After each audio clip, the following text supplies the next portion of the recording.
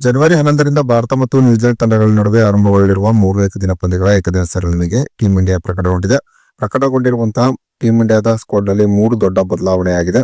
ಹಾಗಾದ್ರೆ ನ್ಯೂಜಿಲೆಂಡ್ ಎದುರು ನಡೆದಿರುವ ಏಕದಿನ ಸರಣಿಗೆ ಪ್ರಕಟಗೊಂಡಿರುವ ಟೀಂ ಇಂಡಿಯಾದಲ್ಲಿ ಆಗಿರುವ ಆ 3 ದೊಡ್ಡ ಬದಲಾವಣೆ ಏನು, ಹಾಗೇನೆ ಯಾವ ಇಬ್ಬರು ಆಟಗಾರರಿಗೆ ಭಾರಿ ದೊಡ್ಡ ಅನ್ಯಾಯವಾಗಿದೆ ಎಂಬುದರ ಡೀಟೇಲ್ಸ್ ಅನ್ನ ಈ ವಿಡಿಯೋದಲ್ಲಿ ನಾವು ನಿಮ್ಮ ಜೊತೆ ಶೇರ್ ಮಾಡಲಿದ್ದೇವೆ. ಈ ಸುದ್ದಿಯ ಡೀಟೇಲ್ಸ್ ಅನ್ನ ಕೊಡುವುದಕ್ಕಿಂತ ಮುಂಚೆ ನೀವು ಟೀಂ ಇಂಡಿಯಾದ ಅಭಿಮಾನಿಗಳಾಗಿದ್ದಲ್ಲಿ ವಿಡಿಯೋಕ್ಕೊಂದು ಲೈಕ್ ಮಾಡಿ. ಹಾಗೆ ಟೀಂ ಇಂಡಿಯಾ ನ್ಯೂಜಿಲೆಂಡ್ ಎದುರು ನಡೆಯಲಿರುವ ಏಕದಿನ ಸರಣಿಯನ್ನ ಗೆದ್ದುಕೊಳ್ಳುತ್ತದೆ ಅಂತ ನಿಮ್ಗೆ ಅನ್ಸುತ್ತದೆಯೋ ಅಥವಾ ಇಲ್ಲವೇ ಎಂಬ ನಿಮ್ಮ ಅನಿಸಿಕೆಯನ್ನ ತಪ್ಪದೇ ಕಮೆಂಟ್ ಬಾಕ್ಸ್ ಅಲ್ಲಿ ತಿಳಿಸಿ ಕೂಡ. ನ್ಯೂಜಿಲೆಂಡ್ ಎದುರು ನಡೆಯಲಿರುವ ಏಕದಿನ ಸರಣಿಗೆ ಟೀಂ ಇಂಡಿಯಾ ಪ್ರಕಟಗೊಂಡಿದೆ. ಸೌತ್ ಆಫ್ರಿಕಾ ಎದುರು ನಡೆದಂತ ಏಕದಿನ ಸರಣಿಯಲ್ಲಿ ಟೀಂ ಇಂಡಿಯಾ ಒಂದು ಭರ್ಜರಿ ಆದಂತಹ ಪ್ರದರ್ಶನವನ್ನು ತೋರುವುದರ ಮೂಲಕ ಸೌತ್ ಆಫ್ರಿಕಾ ಎದುರಿನ ಏಕದಿನ ಸರಣಿಯನ್ನ ಟೀಂ ಇಂಡಿಯಾ ಗೆದ್ದುಕೊಂಡಿತ್ತು. ಸೌತ್ ಆಫ್ರಿಕಾ ಎದುರು ನಡೆದಂತ ಏಕದಿನ ಸರಣಿಯಲ್ಲಿ ಟೀಂ ಇಂಡಿಯಾದ ನಾಯಕತ್ವದ ಜವಾಬ್ದಾರಿಯನ್ನ ಕೆಎಲ್ ರಾಹುಲ್ ಹೊತ್ತಿದ್ದರು. ಇನ್ನು ನ್ಯೂಜಿಲೆಂಡ್ ಎದುರು ನಡೆದಿರುವ ಏಕದಿನ ಸರಣಿಯಲ್ಲಿ ಟೀಂ ಇಂಡಿಯಾದ ನಾಯಕತ್ವದ ಜವಾಬ್ದಾರಿಯನ್ನ ಶುಭ್ಮನ್ ಗಿಲ್ಗೆ ವಹಿಸಲಾಗಿದೆ.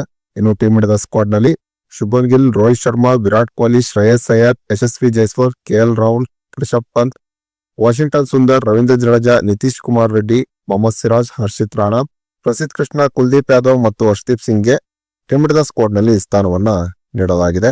ಆಸ್ಟ್ರೇಲಿಯಾದ ಎದುರು ನಡೆದಂತ ಏಕದಿನ ಸರಣಿಯ ವೇಳೆ ಇಂಜುರಿಗೆ ಒಳಗಾಗಿದ್ದಂತ ಶ್ರೇಯಸ್ ಅಯ್ಯರ್ ಮತ್ತೆ ಟೀಂ ಇಂಡಿಯಾಕ್ಕೆ ವಾಪಸ್ಸಾಗಿದ್ದಾರೆ.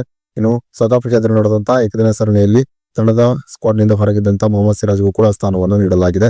ಹಾಗೆಯೇ ಸೌತ್ ಆಫ್ರಿಕಾ ಎದುರಿನ ಏಕದಿನ ಸರಣಿಯಲ್ಲಿ ಟೀಂ ಇಂಡಿಯಾದ ಪರವಾಗಿ ಒಂದು ಭರ್ಜರಿಯಾದಂತಹ ಪ್ರದರ್ಶನ ತೋರಿದಂತಹ ರುತುರಾಜ್ ಗಾಯಕ್ವಾಡ್ಗೆ ಗೇಟ್ ಪಾಸ್ ಅನ್ನು ನೀಡಲಾಗಿದೆ. ರುತುರಾಜ್ ಗಾಯಕ್ವಾಡ್ ಸೌತ್ ಆಫ್ರಿಕಾ ಎದುರು ನಡೆದಂತ ಏಕದಿನ ಸರಣಿಯಲ್ಲಿ ಒಂದು ಭರ್ಜರಿಯಾದಂತಹ ಪ್ರದರ್ಶನ ತೋರಿದ್ದರು. ಜೊತೆಗೆ ಸದ್ಯ ನಡೆಯುತ್ತಿರುವಂತಹ ವಿಜಯ ಹಜಾರೆ ಟ್ರೋಫಿಯಲ್ಲೂ ಕೂಡ ರುತುರಾಜ್ ಗಾಯಕ್ವಾಡ್ ಒಂದು ಉತ್ತಮವಾದ ಪ್ರದರ್ಶನ ತೋರುತ್ತಿದ್ದಾರೆ. ಹೇಗಿದ್ದರೂ ಕೂಡ ರುತುರಾಜ್ ಗಾಯಕ್ವಾಡ್ಗೆ ಟೀಂ ಇಂಡಿಯಾದ ಸ್ಕ್ವಾಡ್ ನಲ್ಲಿ ಯಾಕಾಗಿ ಸ್ಥಾನ ಸಿಕ್ಕಿಲ್ಲ ಎಂಬುದೇ ಟೀಂ ಇಂಡಿಯಾದ ಅಭಿಮಾನಿಗಳಿಗೆ ಅರ್ಥವಾಗುತ್ತಿಲ್ಲ. ಇನ್ನು ಸದ್ಯ ನಡೆಯುತ್ತಿರುವಂತಹ ವಿಜಯ ಹಜಾರೆ ಟ್ರೋಫಿಯಲ್ಲಿ ಕರ್ನಾಟಕ ತಂಡದ ಪರವಾಗಿ ಒಂದು ಭರ್ಜರಿಯಾದಂತಹ ಪ್ರದರ್ಶನ ತೋರುತ್ತಿರುವಂತಹ ದೇವದತ್ ಪಡಿಕ್ಕಲ್ಗೂ ಕೂಡ ನ್ಯೂಜಿಲೆಂಡ್ ಎದುರಿನ ಏಕದಿನ ಸರಣಿಯಲ್ಲಿ ಟೀಂ ಇಂಡಿಯಾದ ಸ್ಕ್ವಾಡ್ ನಲ್ಲಿ ಸ್ಥಾನ ಸಿಗಬಹುದೆಂಬ ನಿರೀಕ್ಷೆಯಲ್ಲಿ ಟೀಂ ಇಂಡಿಯಾದ ಅಭಿಮಾನಿಗಳಿದ್ದರು. ಆದರೆ ದೇವದತ್ ಪಡಿಕ್ಕಲ್ಗೂ ಕೂಡ ಟೀಂ ಇಂಡಿಯಾದ ಸ್ಕ್ವಾಡ್ ನಲ್ಲಿ ಸ್ಥಾನ ಸಿಕ್ಕಿಲ್ಲ. ಹೀಗೆ ಸದ್ಯ ಒಂದು ಉತ್ತಮವಾದಂತಹ ಫಾರ್ಮ್ ನಲ್ಲಿದ್ದಂತಹ ಈ ಇಬ್ಬರು ಆಟಗಾರರಿಗೆ ಟೀಂ ಇಂಡಿಯಾದ ಸ್ಕ್ವಾಡ್ ನಲ್ಲಿ ಸ್ಥಾನ ಸಿಗದೇ ಇರುವುದು ಇವರಿಬ್ಬರಿಗೆ ಆದಂತಹ ದೊಡ್ಡ ಅನ್ಯಾಯ ಅಂತಾನೆ ಹೇಳಬಹುದಾಗಿದೆ. ಇನ್ನು ನ್ಯೂಜಿಲೆಂಡ್ ಎದುರು ನಡೆಯಲಿರುವ ಏಕದಿನ ಸರಣಿಗೆ ಪ್ರಕಟಗೊಂಡಿರುವಂತಹ ಟೀಂ ಇಂಡಿಯಾದಲ್ಲಿ ರುತುರಾಜ್ ಗಾಯಕ್ವಾಡ್ ಮತ್ತು ದೇವದತ್ ಪಡಿಕ್ಕಲ್ಗೆ ಸ್ಥಾನ ಸಿಗದಿದ್ದರ ಬಗ್ಗೆ ನಿಮ್ಮ ಅನಿಸಿಕೆ ಅಭಿಪ್ರಾಯವನ್ನ ತಪ್ಪದೇ ಕಮೆಂಟ್ ಬಾಕ್ಸ್ ಅಲ್ಲಿ ತಿಳಿಸಿ.